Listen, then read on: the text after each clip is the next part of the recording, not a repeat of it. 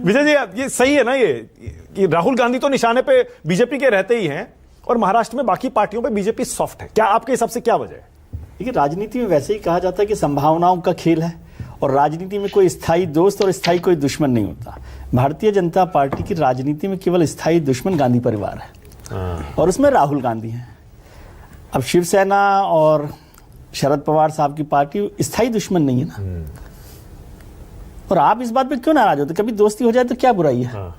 दोस्ती के लिए हाथ खुले रखना, दोस्ती के लिए बाहें फैलाए रखना अच्छा रहता है। वैसे भी 2-4 साल से विचारधाराएं तो खत्म ही हो गई। हाँ, तो कोई भी किसी से भी गठबंधन कर लेता है। लेकिन आनंद जी की विचारधारा तो अभी बनी हुई है, वो हिंदुत्व के साथ है।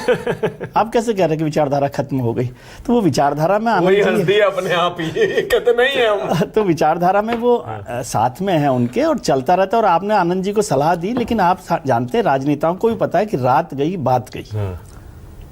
तो इसलिए आज जो कह रहे हैं कल क्या कहेंगे उसको उस तरह से आप मैंने पर्सनल लेवल पे सलाह दी थी। रात गई तो सोशल मीडिया पे भी एक्टिव रहते हैं। रात गई तो बात गई। जैसे मलूक इनके वीडियो इन्हीं को दिखाए जाएंगे बाद में। नहीं, जैसे मलूक नागर साहब है, उनके बयानों को आप क्वार्टरली देखा कीजिए। क्वार्टरली ठीक है, तो उसी रेफरेंस में काम में लेना चाहिए। लेकिन राजनेताओं को अपने समय के, अपनी जरूरत के हिसाब से काम करना होता है। और अच्छी बात है कि मधुर तरीके से सब लोग लड़ाई लड़ते रहे, राजनेता करते रहे। आपने जो दूसरा एक और सवाल खड़ा किया था बदजुबानी का, वो बहुत महत्वपूर्ण सवाल है कि भाई वो बदजुबानी जो है ना, वो रिश्तों में थोड़ी सी खटास लाती है और वो मुश्किल पैदा करती है। जैसे वो चक्की पीसिंग आप करते रहे।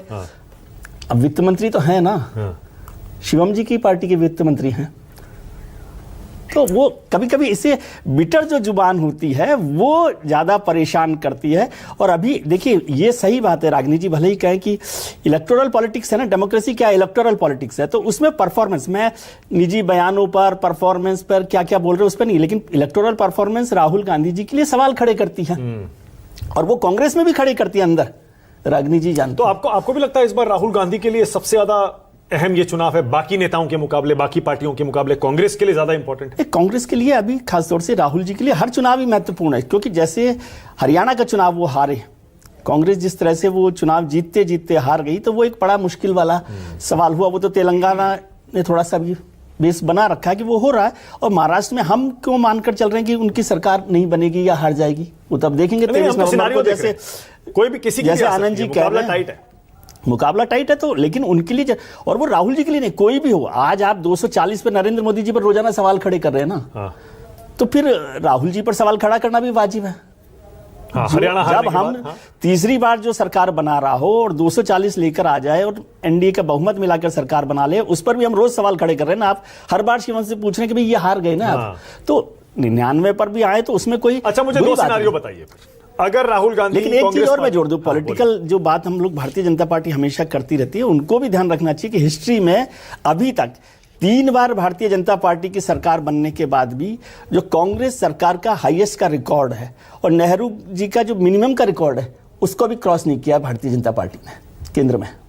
ठीक है, और जो राजीव गांधी की सरकार जिसे हम अलग तरीके का चुनाव कहते हैं, वो तो 400 पार कर गई। तो अभी वो वाला बैरियर अभी बहुत दूर है भारतीय जनता पार्टी के लिए। और सब पार्टियों का उतार चढ़ाव लोकतंत्र में चलता रहता है। 2 सांसदों वाली पार्टी 303 पर पहुंच सकती है, तो 99 वाली क्यों नहीं पहुंच सकती? तो इसलिए ये सब तो राजनीति। अच्छा, मुझे दोनों सिनेरियो बताइए जी।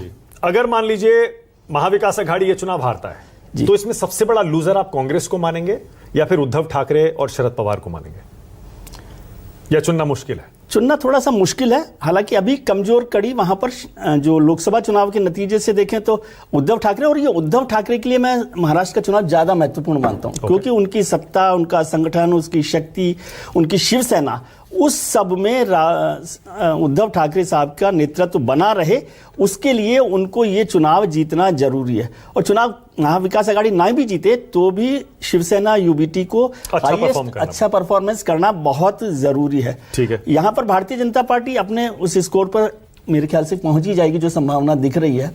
तो उनके लिए महाविकास आघाड़ी के सामने महायुति की सरकार बनाना जरूरी है। और अगर महाविकास आघाड़ी जीत जाती है तब इधर सबसे बड़ा लूजर कौन होगा? सबसे ज्यादा नुकसान किसका होगा महायुति में? महायुति में नुकसान शिंदे साहब का होगा, क्योंकि भारतीय जनता पार्टी का उस तरह से नुकसान मैं नहीं देख रहा, क्योंकि वो अपनी सीट बनाकर कर सकते हैं। लेकिन कमजोर कड़ी के तौर पर देखूं तो मुझे अजीत पवार साहब कमजोर कड़ी लगते हैं महायुति में।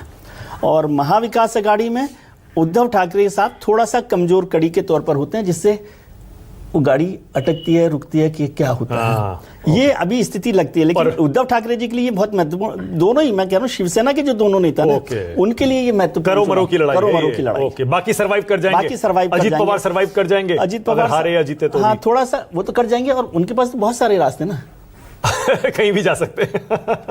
अब ये बदजुबानी पर एक कमेंट और करिएगा। मैंने 3 बयान सुनाए अभी तो सर। जी। एक देवेंद्र फडणवीस का सुनाया जी, एक ओवैसी का सुनवाया, एक कन्हैया कुमार का सुनवाया। जी।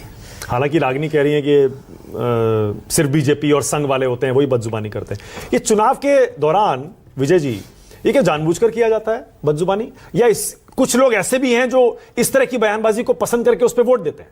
दोनों बातें हैं। एक बदजुबानी जानबूझकर भी की जाती है, दूसरा एक्साइटमेंट भी होता जाता है। जैसे जैसे पॉलिटिकल टेम्परेचर बढ़ता है, चुनाव करीब आते जाते हैं, तो हमें लगता है कि हर हाल में चुनाव जीतना। और वो जो भीड़ है ना, वो भीड़ तालियां लूटने के लिए, तालियां लूटने के लिए, और वो भी एड्रेनलिन को बढ़ाती है।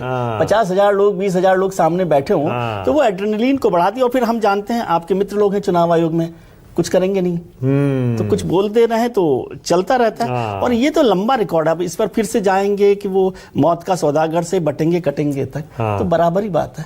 सब जगह होता है, सब जगह एक ही है। मलूक नागर